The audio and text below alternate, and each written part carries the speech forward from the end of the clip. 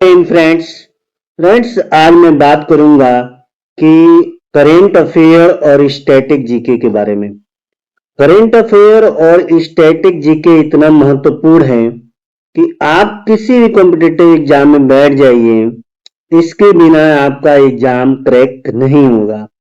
तो मैं एक नया पहल समझ लीजिए, नया इनिशिएटिव समझ लीजिए, मैं आप लोग के सामने लेकर के आया हूं।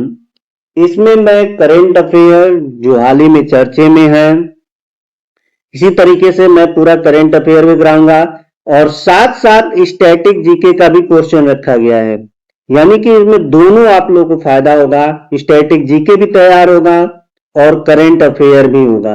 तो चलिए शुरू करते हैं। आप लोग देख सकते हैं कि इसमें मैंने पूरा जो है कि अच्छे तरीके से पूरा स्लाइड को लिया है, पीडीएफ को लिया है। आप ही लोगों के लिए बहुत अच्छे अच्छे कॉन्सेप्ट, अच्छे अच्छे क्वेश्चन लेकर के मैं आप लोग के सामने आया हूं। क्लियर है? तो चलिए अब मैं बात करता हूं एक एक करके। पहले करंट अफेयर की बात कर लेते हैं कि अभी हाल ही में जो चर्चे में रहा है 22 जुलाई। अब 22 जुलाई को क्या कौन सा दिवस मनाया जाता है, ये आप लोग के लिए इंपॉर्टेंट है। तो याद रखिएगा, राष्ट्रीय ध्वज दिवस। राष्ट्रीय ध्वज दिवस कब मनाया गया है? तो 22 जुलाई को मनाया गया है। कब मनाया गया है? 22 जुलाई को मनाया गया है। अब हम बात कर लेते हैं कि यह किस सन से मनाया जा रहा है। तो आप लोगों को बता दे, एक मिनट। तो इसमें हम आप लोग को बता देते हैं कि यह 1947, 22 जुलाई 1947 को ही क्या किया गया कि इसको अडॉप्टेड किया गया था कॉन्स्टिट्यूशन असेंबली के द्वारा। अब इसको ध्यान रखिएगा कि इसमें रिजोल्यूशन यह किसके द्वारा इस पहल को चलाया गया था। तो पंडित जवाहरलाल नेहरू का नाम आप लोग को याद रखना है। अब कभी कभी पूछ लेता है कि ये जो तिरंगा है, ये तिरंगा का जो डिजाइन दिया था वो किसने दिया था? तो याद रखिएगा, पिंगली वेंकैया। मैं करंट अफेयर को स्टैटिक के साथ भी जोड़ करके आप लोगों को पढ़ाऊंगा, क्योंकि आप लोग एग्जाम में देख रहे होंगे कि केवल करंट अफेयर नहीं पूछ रहा है, उससे रिलेटेड स्टैटिक को भी डाल दे रहा है इसमें ऑप्शन में। तो अब वन लीनियर तो भूल ही जाइए ज्यादातर अच्छे कॉम्पिटेटिव एग्जाम के लिए। अब इसमें याद रखिएगा और इसका क्या इंपॉर्टेंट फैक्ट हो सकता है, तो चलिए देख लेते हैं इसमें कि आप लोग को मैंने बताया कि भारत ने 22 जुलाई 2026 को राष्ट्रीय ध्वज मनाया है। यह जो है कि 22 जुलाई 1947, आपको क्या ध्यान देना है? 1947। कब? 22 जुलाई 1947 को संविधान द्वारा तिरंगा ट्राई कलर को अपनाया गया था। अभी मैं बताऊंगा कि 3 कलर कौन कौन सा है। तो ये डेट याद रखिएगा, पूछेगा कि कब अपनाया गया था संविधान द्वारा। तो याद रखिएगा, किसने पेश करने वाले कौन है? तो पंडित जवाहरलाल नेहरू हैं। डिजाइन तो पिंगली वेंकैया है। प्रतीक क्या क्या है? केसरिया है, सफेद है, हरा है, अशोक चक्र है। तो केसरिया रंग किसका प्रतीक है जी? साहस और बलिदान का है। सफेद शांति और सच्चाई का है। हरा जो है समृद्धि और विश्वास का है। और अशोक चक्र क्या इंडिकेट करता है? धर्म और प्रगति। बहुत इंपॉर्टेंट है। अशोक चक्र क्या इंपॉर्टेंट है इसके लिए कि यह किसको इंडिकेट करता है? तो धर्म और प्रगति को। चलिए बात करते हैं अगला। तो इसमें आप लोग देख सकते हैं मुख्य बातें इसमें क्या रखी गई है कि देश भर में हर घर तिरंगा 2.0 अभियान शुरू किया गया। अगर पूछा जाएगा अभी हाल ही में कि इसका मुख्य उद्देश्य क्या रखा गया है, मुख्य बातें क्या है इसकी, तो हर घर तिरंगा 2.0 अभियान शुरू किया गया है। ये आप लोगों को याद रखना है, हर घर तिरंगा 2.0। हर घर, एक मिनट,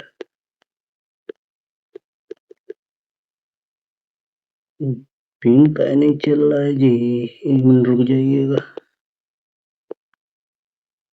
तो देश भर में हर घर तिरंगा 2.0 ये शुरू किया गया है।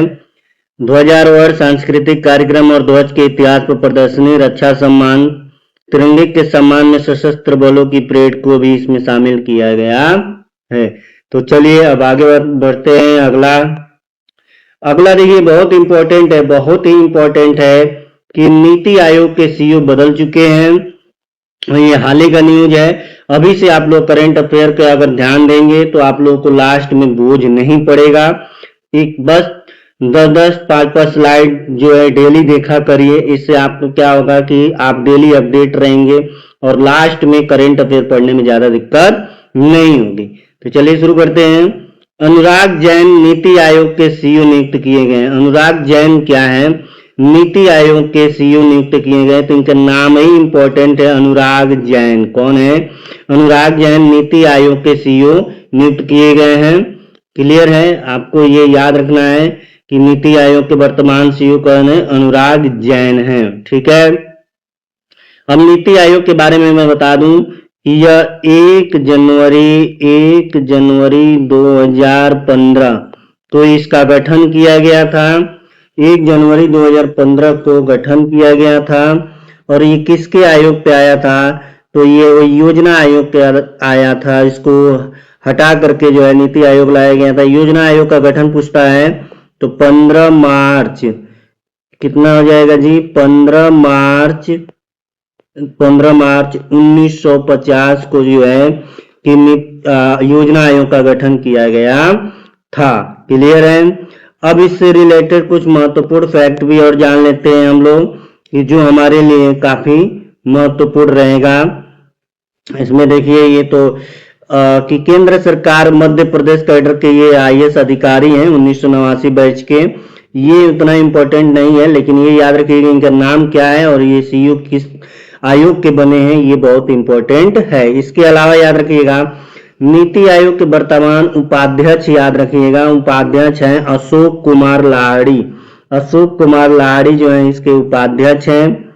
उसके बाद इसके जो है कि उन्होंने पद सुमन बेरी का स्थान लिया, तो ये भी पूछा जा सकता है अशोक कुमार लाहिड़ी किसका स्थान लिए हैं? तो सुमन कुमारी बेरी का उन्होंने स्थान लिया है। और नीति आयोग के अध्यक्ष जो देश के प्रधानमंत्री होते हैं वही होते हैं जी। ठीक है। और कुछ इसका स्टैटिक पोर्शन मैंने बता दिया है। नीति आयोग का गठन जो है 1 जनवरी 2015 को हुआ था और मार्च 1950 में हुआ था योजना आयोग का गठन। इसी के स्थान पे ये आया था। चलिए आगे बात करते हैं हम लोग कि ये भी बहुत इंपॉर्टेंट है। मेघालय की लाकाडोंग हल्दी के लिए मिशन गोल्ड स्पाइस लॉन्च किया गया। तो सबसे पहले तो वन लिनियर अगर इसको बनाना होगा तो यही पूछ लेगा कि मिशन गोल्ड स्पाइस किस राज्य का है? तो याद रखिएगा मेघालय राज्य का है। कहां से है जी? मेघालय राज्य का है। तो इन्होंने इसको जीआई टैग भी मिला है, तो इसलिए इसको बढ़ावा देने के लिए ये पहल लाया गया है। चलिए इसके बारे में देख लेते हैं थोड़ा कि केंद्र सरकार ने 21 जुलाई 2026 को 175.45 करोड़ के बजट के साथ मिशन गोल्ड स्पाइस शुरू किया। इसका मकसद मेघालय की जीआई टैग वाली लाकाडोंग हल्दी एक प्रीमियम ग्लोबल मसाले तौर पर बढ़ावा देना और किसानों की आय बढ़ाना है। तो ये भी पूछा जा सकता है कि असम सरकार को ये क्यों चर्चा में रहा है, सॉरी मेघालय सरकार के लिए क्यों चर्चा में रहा है, क्या इसको जीआई टैग मिला है या नहीं मिला है। 5 साल के लिए इस मिशन का केंद्रीय मंत्री ज्योतिरादित्य सिंधिया तो यानी एम सिंधिया ये कौन से मंत्री हैं? केंद्रीय मंत्री हैं। ठीक है। और इन्हीं के द्वारा मेघालय के मुख्यमंत्री कनराड संगमा ने लॉन्च किया। तो मेघालय के मुख्यमंत्री भी इंपॉर्टेंट हैं और ये भी हैं केंद्रीय मंत्री। ठीक है।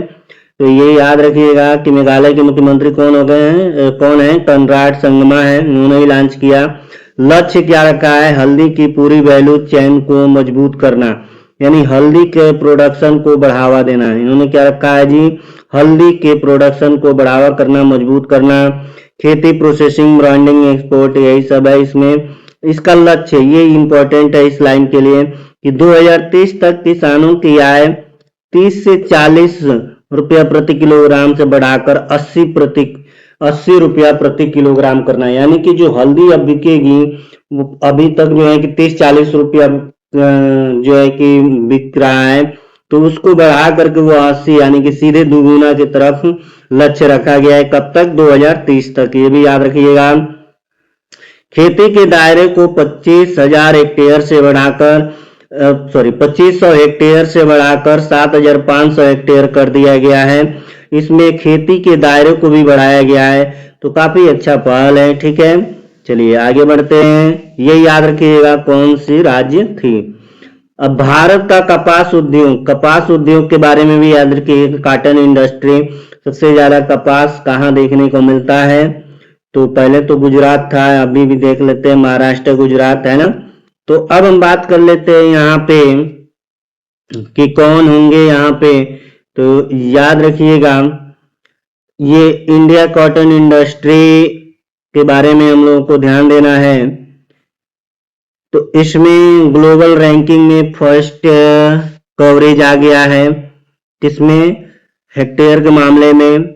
ये अभी पूरा एक इसका स्क्रीनशॉट ले लीजिएगा, तो आपको ये भी एक हेल्प करेगा।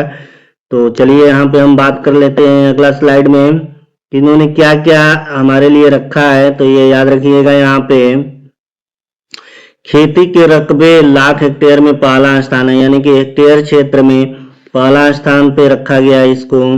हेक्टेयर क्षेत्र में क्या किया गया है जी? पहला स्थान इसको मिला है, याद रखना है। अब हम बात कर ले उत्पादन और खपत में दूसरा स्थान। तो उत्पादन में कौन सा स्थान मिला है? दूसरा स्थान।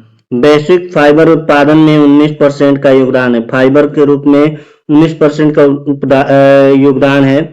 उत्पादन और खपत में 2025-26 में उत्पादन 290 लाख गांठ है। तो याद रखिए, गांठ के रूप में इसको काउंट किया जाता है कपास को। और खपत 380 लाख गांठें हैं। अब ध्यान रखिए, खपत ज्यादा हो गया है जबकि उत्पादन 290 का ही है। सरकारी पहल में क्या है? किसानों को कीमत का सहारा देने के लिए एमएसपी ऑपरेशन चलाया गया। कपास उत्पादन मिशन 2026 से 31 के बीच में रखा गया है। 2031 तक 498 लाख गांठे का लक्ष्य रखा गया है।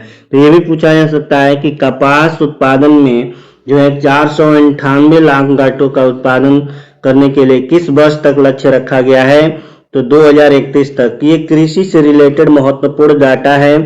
तकनीकी प्रदर्शन, डिजिटल खरीद, गुणवत्ता और प्रतिस्पर्धा में ट्रेसेबिलिटी, ये इतना इम्पोर्टेंट नहीं है। ये बहुत इम्पोर्टेंट लाइन है। इसको सफेद सोना कहते हैं। इसको क्या कहते हैं जी? सफेद सोना कहा जाता है। ये भी आपको ध्यान देना है। निर्यात के जरिए विदेशी मुद्रा का मुख्य स्रोत क्या है? सबसे ज्यादा निर्यात का स्रोत कहाँ होता है? तो ये याद रखिएगा, प्रमुख देश में है तो यूएसए, बांग्लादेश और श्रीलंका। सबसे ज्यादा प्रमुख देश में निर्यात कहाँ होता है? तो यूएसए में होता है, फिर बांग्लादेश है, फिर श्रीलंका है, फिर यूके, यूएई है। तो ये आपको याद रखना है। भौगोलिक विस्तार क्या है जी? पंजाब, हरियाणा, राजस्थान, ये किन किन क्षेत्रों में देखने को मिलता है, ये भी आप याद कर लीजिएगा। तो चलिए अब हम बात करते हैं अगला एक तरफ। अब अगला है कि अजय डोभाल को लोकमान्य तिलक राष्ट्रीय पुरस्कार दिया गया। अजय डोभाल जो है कि राष्ट्रीय सुरक्षा सलाहकार हैं। अजय डोभाल का नाम जो है कि बहुत ही फेमस है। ठीक, इनको अभी हाल ही में कौन सा पुरस्कार दिया गया? तो लोकमान्य तिलक राष्ट्रीय पुरस्कार 2026 दिया गया। कौन दिया गया जी? 2026 इनको राष्ट्रीय पुरस्कार दिया गया। ये याद रखिएगा, वन लिनियर में इतना ही पूछ सकता है। अब इसमें आगे और भी इंपॉर्टेंट हम फैक्ट जान लेते हैं कि यह क्यों दिया गया था। तो ये भी याद रखिएगा, ऑपरेशन ब्लैक थंडर। तो ये भी पूछा जा सकता है कि ऑपरेशन ब्लैक थंडर किससे संबंधित है? तो अजय डोभाल से संबंधित है। रोकथाम, कूटनीतिक बातचीत और बालाकोट एयर स्ट्राइक जैसे बड़ी राष्ट्रीय सुरक्षा पहलों में अहम भूमिका निभाई है। तो ये बहुत इंपॉर्टेंट है कि किस लिए दिया गया। ऑपरेशन ब्लैक थंडर आप लोगों को याद रखना है कि ये बहुत इंपॉर्टेंट है। Operation black thunder, operation black thunder important है। और इस पुरस्कार में एक स्मृति चिन्ह और प्रशस्ति पत्र दिया जाता है। एक स्मृति चिन्ह भी दिया जाता है किसमें? लोकमान्य तिलक पुरस्कार में। और प्रशस्ति पत्र भी मिलता है और 1 लाख नकद राशि भी शामिल है। क्लियर है? चलिए बात करते हैं अगले क्वेश्चन की तरफ। अगला क्वेश्चन आपका है, यानी कि अगला टॉपिक कौन सा है इसमें, ये भी बहुत इंपॉर्टेंट है कि पीवी सिंधु ने अपना पहला जापान ओपन खिताब जीता है। पीवी सिंधु का नाम आप लोग को याद होगा जी, पीवी सिंधु आप लोगों को बिल्कुल अच्छे से इनका नाम मत भूलिएगा, ठीक है। तो ये वह जो है कि ओलंपिक में भी स्वर्ण पदक रजत पदक लाने वाली जो है कि काफी विख्यात महिला है। और इनके साथ जो है कि टोक्यो यानी कि जापान में अभी हाल ही में जो हुआ है, जापान में जो हमारा प्रतियोगिता हुआ है उसमें इन्होंने जो है कि पहला अपना मेडल प्राप्त किया है। तो first Indian to win the Japan Open, यानी कि जापान में ये इनका पहला है। BWF world champion 2019 biggest win since. तो ये आप लोग को याद रखना है जी। पीवी सिंधु अगर ये डायरेक्ट पूछ लेगा कि जापान में जीतने वाली पहली महिला कौन सी है, तो ये याद रखिएगा पीवी सिंधु। कौन है? पीवी सिंधु। इनके बारे में कुछ और इम्पोर्टेंट जान लेते हैं कि पीवी सिंधु ने 19 जुलाई 2026 को टोक्यो मेट्रोपॉलिटन जिम्नेजियम में खेले गए BWF सुपर 75 टूर्नामेंट के फाइनल में जापान की पसंदीदा खिलाड़ी वर्ल्ड नंबर 3 अकाने यामागुची, ये बहुत इंपॉर्टेंट है, अकाने यामागुची को हराकर जापान ओपन का महिला सिंगल का खिताब जीता इन्होंने। महिला सिंगल का खिताब किसने जीत लिया है? तो महिला सिंगल का खिताब जीतने वाली हैं, याद रखिएगा, कि पीवी सिंधु। इस जीत के साथ पीवी सिंधु जापान ओपन जीतने वाली पहली भारतीय शटलर बन गई। यह उनका पहला BWF सुपर 75 खिताब था। सैयद मोदी इंटरनेशनल 2024 के बाद उनका पहला BWF वर्ल्ड टूर खिताब था। और 2019 में BWF वर्ल्ड चैंपियन जीतने के बाद उनकी सबसे बड़ी उपलब्धि थी। खिताब जीतने के लिए सफर में सिंधु ने ओलंपिक चैंपियनशिप्स, ये इतना इम्पोर्टेंट नहीं है, तो ये इतना याद रखिएगा कि किसको हराया है। तो यकाने, याद रखना है आपको, किसको हराया है जी? यकाने यामागुची को हराया है। यह कहाँ की हैं? तो जापान की हैं। तो ये बहुत इंपॉर्टेंट है। अब इतना करंट अफेयर आप लोग को डेली मिलता रहेगा। अब मैंने आपसे बात किया कि टॉप 10 हम MCQ भी लेकर के आए हैं स्टैटिक का, इसके साथ साथ आपका स्टैटिक भी रिवीजन होता रहेगा। तो चलिए हम बात कर लेते हैं आपका कि स्टैटिक जी के टॉप 10 क्वेश्चन में आपका पहला क्वेश्चन है कि एसिड में कौन सा आयन लिखा गया है, आयन प्राप्त होता है। तो एसिड, तो जो बच्चा इसको ध्यान से देखेगा, क्या H+ आयन है, H- आयन है, OH+ है, OH नेगेटिव है। तो आपको बता दें कि अगर एसिड जो है, अगर एसिड को हम लोग वाटर सॉल्यूशन के साथ रिएक्ट कराते हैं तो हमारा H+ आयन देता है। क्या देता है जी? H+ आयन देता है। अगर बेस को वाटर सॉल्यूशन के साथ इसको रिएक्ट कराया जाए तो यहाँ पे वाटर के साथ अगर रिएक्शन कराया जाए तो OH- मिलता है। तो ये आपको याद रखना है। तो ये एसिड के लिए पूछ रहा है, तो आपका राइट आंसर हो जाएगा option number A, H+ ion. चलिए आगे हम बढ़ते हैं। अगला क्वेश्चन आपके स्क्रीन पर कि भारत का सबसे बड़ा राज्य क्षेत्रफल के आधार पे कौन सा है? क्या मध्य प्रदेश है, राजस्थान है, महाराष्ट्र है, उत्तर प्रदेश है? तो आप लोगों को यहाँ पे ध्यान देना है कि कौन क्षेत्रफल की दृष्टि से, तो भारत चौथा क्षेत्रफल की दृष्टि से, सॉरी, उत्तर प्रदेश जो है चौथा है। तो पहला कौन है? तो पहला राजस्थान है, याद रखिएगा। इसका सीरीज भी आप लोगों को याद रहना चाहिए कि कौन पहले पे कौन अंतिम पे, यानी कि 4 तक याद रखना जरूरी है। चलिए भारत का क्षेत्रफल याद रखिएगा। भारत का क्षेत्रफल कितना है जी? तो भारत का क्षेत्रफल है याद रखिएगा कितना है, 32,87,263 के आसपास यहाँ पे देखा गया है वर्ग किलोमीटर में। किसमें जी? वर्ग किलोमीटर में। तो ये याद रखिएगा। तो चलिए, अब भारत का ये क्षेत्रफल की बात तो हो गई। पूरे विश्व का वर्ल्ड का कितना परसेंट है? 2.4% है। कितना है? 2.4% है। और जनसंख्या की दृष्टि से भारत इस समय नंबर 1 पे है। 17.5 से भी ऊपर हो गया है परसेंटेज। 17.5 से भी ऊपर परसेंटेज है वर्ल्ड के जनसंख्या के मामले में। ठीक है, तो बहुत बड़ी आंकड़ा है। इस समय जनसंख्या के मामले में सबसे आगे कौन है? अपना देश भारत ही है। उसके बाद चाइना है। ठीक है, तो ये भी आप लोग को याद रखना है। जनसंख्या के मामले में सबसे बड़ा राज्य कौन सा है? जनसंख्या के मामले में सबसे बड़ा राज्य यूपी है, याद रखिएगा। चलिए आगे बढ़ते हैं। अगला क्वेश्चन आपके स्क्रीन पे, यहाँ पे दिखाई दे रहा होगा कि भारतीय संविधान का अनुच्छेद 32 किससे संबंधित है? क्या अनुच्छेद 32 के बारे में यहाँ पूछा गया है? जी हाँ, तो समानता का अधिकार। समानता का अधिकार देखिए, समानता का अधिकार जो है 14 से 18 के बीच में रखा गया है। 14 से 18 के बीच में, यानी कि जो है कि ये मूल अधिकार की बात की जा रही है। संवैधानिक उपचारों का अधिकार, हाँ यही सही होगा, 32 में यही है।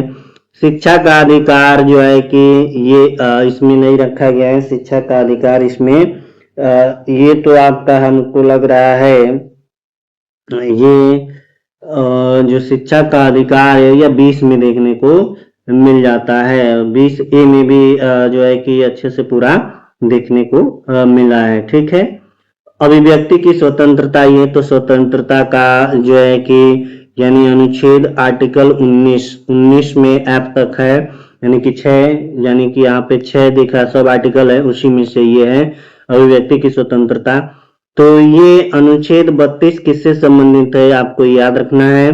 तो ये संवैधानिक उपचार का अधिकार, यानी ऑप्शन नंबर बी बहुत इंपॉर्टेंट हो जाएगा। चलिए आगे बात करते हैं। आप लोग जरूर बताइए कि ये आप लोगों को कैसा लग रहा है, क्या ये सही है, इसी तरह से पढ़ाया जाए, जरूर कमेंट में बताइएगा। भारत का मैनचेस्टर किस शहर को कहा जाता है? तो देखिए, मैं यह एक अच्छा ऐसा पहल लेकर के आया, इसमें करंट अफेयर भी आपका तैयार होगा और स्टैटिक जीके भी तैयार हो जाएगा। ठीक है, चलिए, तो भारत का मैनचेस्टर किस शहर को कहा जाता है? बहुत इंपॉर्टेंट क्वेश्चन है, कई बार एग्जाम में आया है। तो मैनचेस्टर भारत का अहमदाबाद को कहा जाता है। अगर यही पूछ लिया जाए यूपी का मैनचेस्टर, तो याद रखिएगा कानपुर। कहाँ जी? कानपुर आपको याद रखना है। अगर यही दक्षिण भारत का पूछ लिया जाए तो दक्षिण भारत का जो है कोयम्बटूर है। कोयम्बटूर दक्षिण भारत का, तमिलनाडु का एक शहर है कोयम्बटूर, उसका भी नाम आपको याद रखना है। यूपी का मैनचेस्टर कानपुर को कहा जाता है, भारत का मैनचेस्टर अहमदाबाद को कहा जाता है, और जो है कि दक्षिण भारत का कोयम्बटूर तमिलनाडु का एक शहर है। चलिए आगे बढ़ते हैं। अगला अगला है आपका कि भारत का राष्ट्रीय जलीय जीव कौन सा है? भारत का राष्ट्रीय जलीय जीव कौन सा है जी? तो सबको पता है गंगा डॉल्फिन है। गंगा डॉल्फिन को कब राष्ट्रीय जलीय जीव घोषित किया? कमेंट में जरूर बताइएगा। चलिए आगे बढ़ते हैं। अगला है आपका, ये भी बहुत भूगोल से अच्छा क्वेश्चन लिया गया है, सौरमंडल से। सूर्य के सबसे निकट ग्रह कौन सा है? बहुत ही अच्छा क्वेश्चन है। क्या शुक्र है, पृथ्वी है, बुध है, मंगल है? तो यहाँ ध्यान रखिएगा, अगर ये हमारा सूर्य है, तो सूर्य के नजदीक कौन सा है? सूर्य के नजदीक कौन सा है? यहाँ कौन है, यहाँ कौन है, यहाँ कौन है, यहाँ कौन है ना? तो सूर्य के सबसे नजदीक तो हमारा बुध है। क्या है जी? सूर्य के सबसे नजदीक तो हमारा बुध देखने को मिलता है। ठीक है, कौन देखने को मिलता है जी? बुध देखने को मिलता है। तो यहाँ पे राइट आंसर तो सी हो जाएगा। लेकिन अब बात ये किया जा रहा है यहाँ पे, ये तो सूर्य के बारे में तो राइट आंसर तो बुध हो जाएगा। लेकिन अगर मैं यही पूछ लूं कि पृथ्वी के नजदीक ग्रह कौन सा है, तो पृथ्वी एक भी ग्रह है, उसके नजदीक ग्रह कौन सा हो जाएगा? शुक्र हो जाएगा। यानी कि अगर यहाँ पृथ्वी है, अगर हमारा ये पृथ्वी है, एक मिनट, अगर मान लीजिए ये हमारी पृथ्वी है, तो पृथ्वी के नजदीक इधर और इधर, यानी कि सबसे नजदीक ग्रह कौन सा होगा, यहाँ शुक्र होगा और यहाँ पृथ्वी है या मंगल, उसके बाद बृहस्पति, ऐसे शुरू चलता जाएगा। तो ये याद रखिएगा इसका राइट, इस क्वेश्चन का तो राइट आंसर ऑप्शन नंबर क्या हो जाएगा, सी हो जाएगा इसके अनुसार। लेकिन मैंने पृथ्वी से भी नजदीक ग्रह पूछा गया, ये भी याद रखना है। चलिए आगे बढ़ते हैं, अगला क्वेश्चन है आपके स्क्रीन पे, गीतांजलि के लेखक कौन है? गीतांजलि के लेखक कौन है? बहुत ही अच्छा क्वेश्चन है, कई बार आया है। अब मैं जो है कि काफी लंबा समय हो गया था क्योंकि मैं खाली नहीं था, ट्रेनिंग वगैरह में चला गया था, इसलिए वीडियो नहीं मिल पा रही थी। तो चलिए शुरू करते हैं। गीतांजलि के लेखक कौन है? क्या बंकिम चंद्र चट्टोपाध्याय हैं, रविंद्रनाथ टैगोर हैं, प्रेमचंद हैं, महादेवी वर्मा हैं? तो गीतांजलि, गीतांजलि जो इसके गीतांजलि के लेखक कौन है? रविंद्रनाथ टैगोर, आप लोग को याद रखना है, रविंद्रनाथ टैगोर गीतांजलि के लेखक हैं। चलिए आगे बढ़ते हैं, अगला है आपका भारतीय रिजर्व बैंक। भारतीय रिजर्व बैंक आरबीआई स्थापना कब हुआ था? आरबीआई की स्थापना कब हुआ था? याद रखना है, ये भी 1 अप्रैल 1935 को आरबीआई का गठन हुआ था। इसका जो है कि मतलब इसको कह सकते हैं पुनर्स्थापना भी बोल सकते हैं। तो ये 1949 में देखने को मिलता है, 1949 में, ठीक है। तो इसका तो राइट आंसर क्या हो जाएगा, 1935 में आरबीआई। आप लोग जरूर बताइएगा आरबीआई के वर्तमान अध्यक्ष कौन है? वर्तमान अध्यक्ष कौन है, जल्दी बताइए। आरबीआई के वर्तमान अध्यक्ष कौन है, जरूर बताइए। चलिए आगे बढ़ते हैं, अगला क्वेश्चन आपकी स्क्रीन पे, भारत का सर्वोच्च नागरिक सम्मान कौन सा है? बहुत ही अच्छा क्वेश्चन है भी। भारत का सर्वोच्च नागरिक सम्मान कौन सा है? क्या पद्म विभूषण है, भारत रत्न है, पद्म भूषण है, अशोक चक्र है? तो ये ध्यान किया है, ये पद्मश्री से आते हैं, पद्म विभूषण, पद्म भूषण। देखिए पद्म विभूषण तो दूसरा है, लेकिन ये भारत का सर्वोच्च जो होता है वो भारत रत्न होता है। क्या होता है जी? भारत रत्न सर्वोच्च होता है। पद्म भूषण, पद्म विभूषण, पद्म भूषण, पद्म श्री, ये पद्म अवार्ड है, ठीक है। अशोक चक्र शांति के क्षेत्र में दिया जाता है, ठीक है। तो ये भी याद रखिएगा, शांति वगैरह, ये जो वीरता का प्रदर्शन किया जाता है शांतिपूर्ण रहते हुए, उनको दिया जाता है। तो चलिए आगे बात करते हैं, अगला क्वेश्चन आपकी स्क्रीन पे, विश्व का सबसे ऊंचा पर्वत कौन सा है? ये भी भूगोल का क्वेश्चन है। विश्व का सबसे ऊंचा पर्वत पूछा गया है, तो याद रखिएगा क्या K2 है, ये भारत का है। माउंट एवरेस्ट है, कंचनजंगा है, नंगा पर्वत है। तो ये याद रखिएगा, नंगा पर्वत है। तो ये याद रखिएगा कि अगर भारत का पूछा जाए तो K2 गार्डविन ऑस्टिन हो जाएगा। माउंट एवरेस्ट जो है विश्व का सबसे ऊंचा है, माउंट एवरेस्ट जो है विश्व का सबसे ऊंचा पर्वत है, ये याद रखिएगा। इसकी अगर ऊंचाई पूछेगा तो 8,800, पहले 48 था, अब जो है 8,850 मीटर हो गया है। किलोमीटर मत लगा दीजिएगा, ठीक है ना, मीटर है। किलोमीटर के हिसाब से देखेंगे तो 8.850 किलोमीटर में हो जाएगा। तो इसकी ऊंचाई भी याद रखना है आपको, ठीक है। चलिए बात करते हैं अगला क्वेश्चन। अगला क्वेश्चन आपके स्क्रीन पे, सांची स्तूप किस राज्य में स्थित है? सांची का स्तूप बहुत इंपॉर्टेंट है। सांची का स्तूप किस राज्य में? ये भी बहुत वेरी वेरी वीवीआई क्वेश्चन है, ये कई बार एग्जाम में आया है। क्या उत्तर प्रदेश में, मध्य प्रदेश में, बिहार में, राजस्थान में? तो मैं आपको बता दूं कि सांची का स्तूप जो है मध्य प्रदेश में है। कहाँ है जी? मध्य प्रदेश में सांची का स्तूप है। सांची का ये स्तूप आपको ये बताना है कि यह किस धर्म से संबंधित है। क्या ये बौद्ध धर्म से है? ये कमेंट में जरूर बताइएगा। बौद्ध धर्म, जैन धर्म, मुस्लिम संप्रदाय। तो ये इस तरह से आप लोग को बताना है कि किसमें ये तीन है, तीनों में से आप लोग बताना है कि सांची का स्तूप किससे संबंधित है। अगर आपको जानकारी है तो जरूर कमेंट में बताइए। इस वीडियो को ज़्यादा से ज़्यादा शेयर करिए मैं इसी तरह से थोड़ा सा लेट हो गया था बीच में, क्योंकि मैं हाल ही नहीं था और मेरी ट्रेनिंग भी चल रही थी। तो इसलिए अब मैं आप लोगों को कंटिन्यू वीडियो दूंगा। आप लोग डेली इस वीडियो से जुड़ जाइए, आपको करेंट अफेयर भी मिलेगा, स्टैटिक जीके भी मिलेगा, करेंट अफेयर का एमसीक्यू भी मिलेगा। ठीक है, तो अब इसको आप लोग को बिल्कुल मिस नहीं करना है। वीडियो को शेयर कर दीजिए, सभी लोग मुझसे जुड़ जाइए। चलिए बस आज के लिए इतना ही।